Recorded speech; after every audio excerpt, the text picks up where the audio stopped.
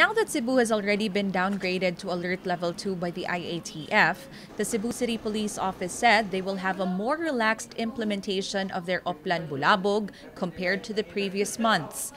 Instead of arresting violators immediately, they will strengthen their information drive and issue warnings first. So more on warnings for those mga mo violate, and if ever dili gid sila mo patuo, so that's the time nga atong i-apprehend. But as I have said, mas relax na ang ato ang implementation ron.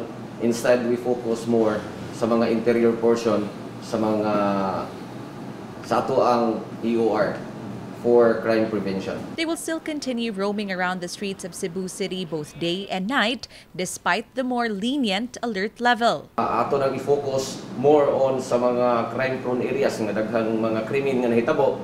So ang ato ang bulabog pagabuhaton nato ngadto sa mga lugar nga dili kay na maabot sa ato ang kapulisan, and there are crimes nga nahitabo.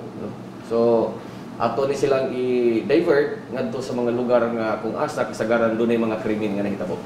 They also plan to look into the reports that some business establishments in the city are no longer checking vaccination cards upon entry, as this is still supposed to be implemented.